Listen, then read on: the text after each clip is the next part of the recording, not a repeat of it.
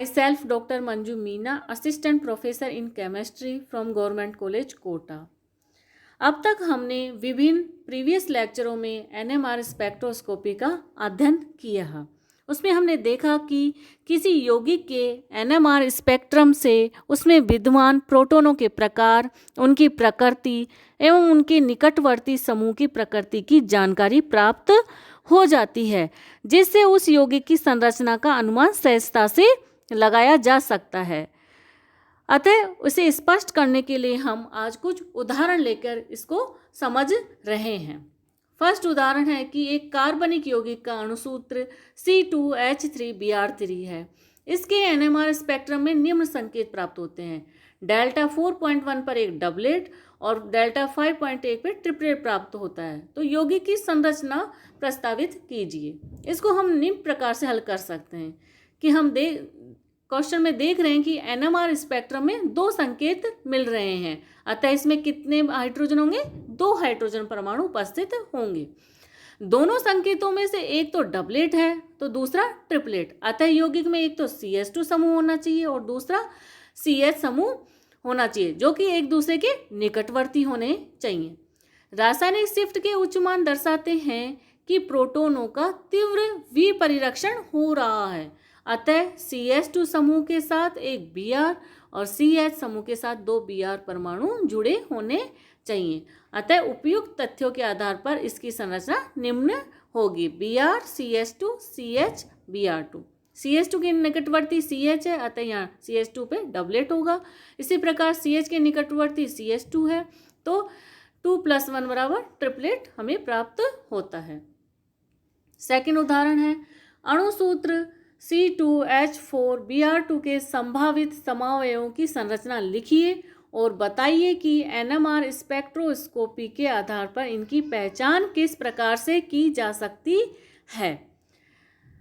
अणुसूत्र C2H4Br2 में 2 carbon हैं और 2 ही ब्रोमीन परमाणु हैं, अतः इसकी 2 प्रकार की समअवयवी संरचनाएं संभव है।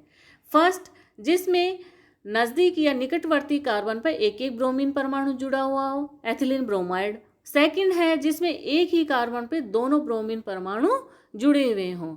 अतः जो एथिलीन ब्रोमाइड है उसके एनएमआर सिग्नल की संख्या 1 है, जबकि एथिलीन ब्रोमाइड की एनएमआर सिग्नल की संख्या 2 आती है। एथिलीन ब्रोमाइड का रासायनिक शिफ्ट में मान लगभग 3.5 आता है, जबकि एथिलीन ब्रोमाइड में 2 सिग्नल होने के कारण फर्स्ट सिग्नल 2.5 के आसपास आता है, जबकि दूसरा 5.8 के नज़दीक आता है। यहाँ पर एक ही तरह के प्रोटॉन होने के कारण सिग्नल की मल्टीप्लिसिटी में सिंगलेट प्राप्त होता है, जबकि एथिलीन ब्रोमाइड में एक तो डबलेट प्राप्त होता है तो दूसरा क्वार्टेट। क्योंकि CH के निकटवर्ती 3 प्रोटॉन है, अतः 3 + 1 बराबर क्वार्टेट। इसी प्रकार CH3 के निकटवर्ती 1 प्रोटॉन है, अतः वहाँ पर हमें डबलेट प्राप्त होता है। उदाहरण 3, एक यौगिक C4H8 में निम्न प्रकार का एनएमआर स्पेक्ट्रम प्राप्त होता है, तो यौगिक की संरचना सुझाइए। तो यहाँ पर 2 सिंगलेट प्राप्त हो रहा है, एक 1.9 या 2 के नज़दीक और दूसरा 3.9 के आसपास। तो यहाँ हम कह सकते हैं कि दोनों कार्बन एक दूसरे के निकटवर्ती कोई हाइड्रोजन प्रोटॉन उपस्थित नहीं है, अतः वहाँ पर सिंगलेट प्राप्त होगा। अतः इन दोनों संकेतों का क्षेत्र 3:1 के अनुपात में, जो ये दर्शाता है कि दोनों प्रकार के प्रोटॉन 3:1 के अनुपात में। चूँकि अणु में कुल मिलाकर 8 प्रोटॉन है, अतः दोनों प्रकार के प्रोटॉनों की कुल संख्या 6 व 2 है। दोनों संकेत सिंगलेट के रूप में हैं, जो ये दर्शाते हैं कि ये प्रोटॉन एक दूसरे के निकटवर्ती कार्बन से जुड़े हुए नहीं हैं। 6 प्रोटॉनों की रासायनिक शिफ्ट का मान लगभग डेल्टा 1.8 यह दर्शाता है कि ये 2 मैथिल समूह होने चाहिए, जो कि एक Br परमाणु के निकट हो, जिसके विपरिरक्षण प्रभाव के कारण थोड़ा निम्न क्षेत्र या डाउनफील्ड चला जाए। दूसरे 2 प्रोटॉनों के रासायनिक शिफ्ट का मान डेल्टा 3.9 यह दर्शाता है कि यह एक CH2 समूह के रूप में है, जिसके साथ विद्युत ऋणी Br परमाणु जुड़ा हुआ है, जिसके के -I प्रभाव के कारण डेल्टा के मान को निम्न क्षेत्र की तरफ ये ले जाता है। उपयुक्त निष्कर्षों के आधार पर हम कह सकते हैं कि C4H8Br2 परमाणु की संरचना निम्न होगी CH3C Br CH3 CH2 Br, जहाँ A और B टाइप के ये प्रोटॉन हैं। फोर्थ एग्जाम्पल, बताइए कि निम्न यौगिकों के NMR स्पेक्ट्रम किस प्रकार के होंगे। Neopentyl benzene, cyclohexane, 2 methyl propene का, 2 chloropropene, benzyl alcohol, 2 bromopropane and propyl benzene के अंदर एथेनॉल, 1,3 डाइक्लोरोप्रोपेन और 2 प्रोपेनॉल के अंदर। तो इसका आंसर हम निम्न प्रकार से देख सकते हैं। सबसे पहले हम देखेंगे नियोपेंटिल बेंजीन। यहाँ पर 3 प्रकार के प्रोटॉन उपस्थित हैं और ये तीनों ही प्रोटॉन आपस में निकटवर्ती नहीं है, अतः हमें 3 सिंगलेट प्राप्त होते हैं।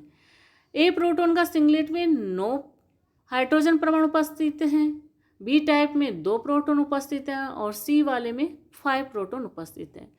ए टाइप के प्रोटॉन का डेल्टा का मान 1.0 के पास आता है, बी टाइप के प्रोटॉनों का डेल्टा का मान 2.5 और सी टाइप के प्रोटॉनों का डेल्टा का मान 7.1 के नज़दीक आता है।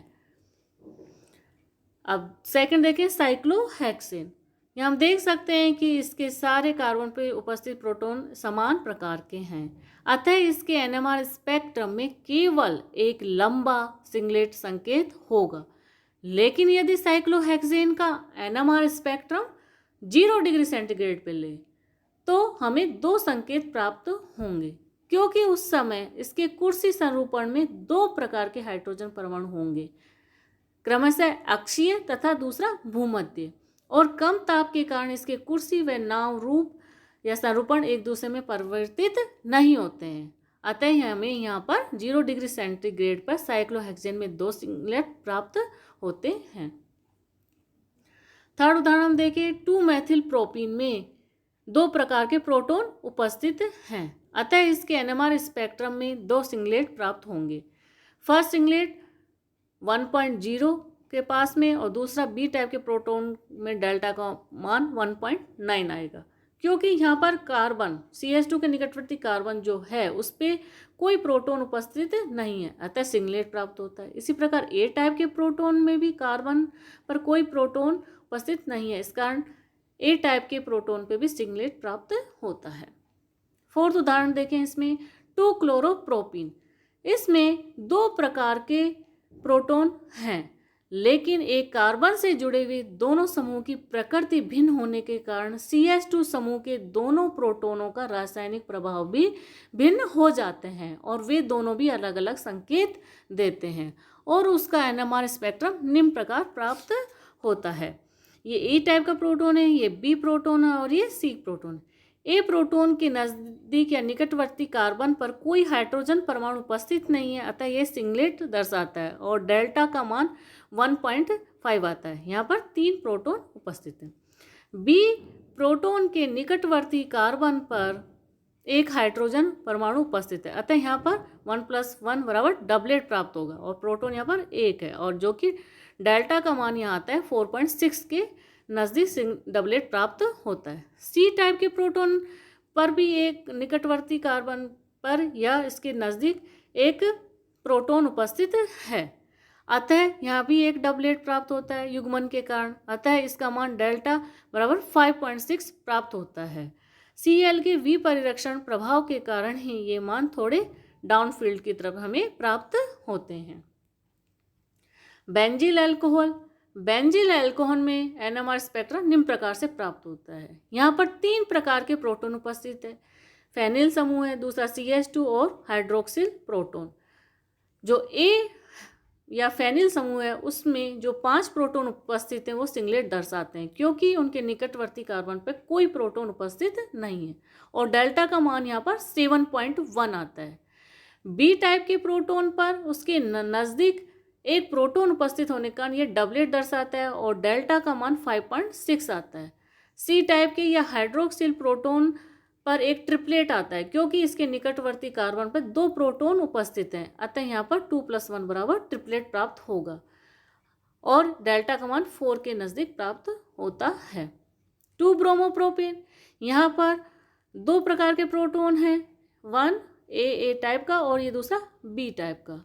तो ए प्रोटॉन पर डबलेट प्राप्त होगा और ए प्रोटोनों की संख्या कितनी है 3 + 3 = 6 और यह मान डेल्टा, इसमें डेल्टा का मान आता है 1.8 के नज़दीक। इसी प्रकार से बी टाइप के प्रोटोन पर एक सेप्टेट प्राप्त होता है और बी पे एक प्रोटोन उपस्थित है। 3 + 3 = 6 प्रोटोन है, 6 + 1 = 7 = सेक्सेट और डेल्टा का मान यहाँ पर 4.3 के नज़दीक आता है। अब हम देखें एन प्रोपिल बेंजीन। यहाँ पर भी 4 प्रकार के प्रोटोन उपस्थित है। एक तो फेनिल ए टाइप के प्रोटोन, दूसरा CH2 ये बी टाइप का प्रोटोन, ये वाला CH2 सी टाइप का प्रोटोन, CH3 डी टाइप का प्रोटोन। तो इसमें निम्न प्रकार से स्पेक्ट्रम प्राप्त होगा। फर्स्ट है ए सिंगलेट, जहाँ पर कि 5 प्रोटोन उपस्थित है, वहाँ पर डेल्टा का मान ये सिंगलेट 7.1 पर दर्शाते हैं। बी टाइप के प्रोटोन पे इसके निकटवर्ती कार्बन पे 2 प्रोटोन है, अतः यहाँ पर ट्रिपलेट प्राप्त होता है और इसमें डेल्टा का मान 2.7 पर एक ट्रिपलेट हमें प्राप्त होगा। सी टाइप के प्रोटोन में इसके निकटवर्ती कार्बन पे एक पे 2 और एक पे 3, तो 5 + 1 = 6, तो सेक्सेट प्राप्त होता है डेल्टा, जहाँ पर डेल्टा 1.7 पर सेक्सेट हमें प्राप्त होगा। इसी प्रकार डी प्रोटोन जो कि 3 प्रोटोन है, उसके निकटवर्ती कार्बन पर 2 प्रोटोन उपस्थित है, अतः यहाँ पर एक ट्रिपलेट प्राप्त होगा 0.9 पर। इस प्रकार से यहाँ पर 4 प्रकार के प्रोटोन उपस्थित है एन प्रोपिल बेंजीन में। अब एथेनॉल का एनएमआर स्पेक्ट्रम देखें तो निम्न प्रकार से होगा। यहाँ पर भी 3 प्रकार के प्रोटोन उपस्थित हैं। ए टाइप पे ट्रिपलेट प्राप्त होता है, बी टाइप पे पेंटेट प्राप्त होता है और सी पे ट्रिपलेट प्राप्त होता है, क्योंकि जो ए टाइप का प्रोटोन है उसके निकटवर्ती कार्बन पे 2 प्रोटोन उपस्थित है, अतः यहाँ पर ट्रिपलेट प्राप्त होगा। जबकि बी प्रोटोन के नज़दीक 3 + 1 = 4 + 1 करेंगे तो 5, इसलिए हमें वहाँ पर एक क्या प्राप्त होगा पेंटेट। इसी प्रकार से सी टाइप के प्रोटोन पर निकटवर्ती कार्बन पे 2 प्रोटोन उपस्थित है, अतः यहाँ पर एक ट्रिपलेट हमें प्राप्त होता है।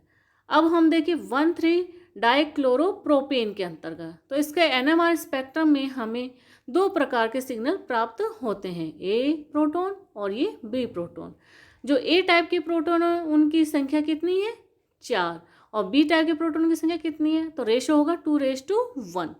अब ए प्रोटोन पे देखें तो उसके निकटवर्ती कार्बन पे 2 प्रोटोन उपस्थित है, अतः यहाँ ट्रिपलेट प्राप्त होगा, जो कि ट्रिपलेट प्राप्त होता है डेल्टा के 3.7 पर। इसी प्रकार से बी टाइप के प्रोटोन है, वहाँ पर उसके निकटवर्ती कार्बन पे 4 प्रोटोन है, तो 4 + 1 = पेंटेट, अतः डेल्टा 2.5 पर एक हमें पेंटेट प्राप्त होता है। और ये मान थोड़े डाउनफील्ड पर क्लोराइड के विपरिरक्षण प्रभाव के कारण प्राप्त होता है। अब हम देखें 2-प्रोपेनॉल, तो 2-प्रोपेनॉल के अंतर्गत भी 3 प्रकार के हमें प्रोटोन दिखाई दे रहे हैं।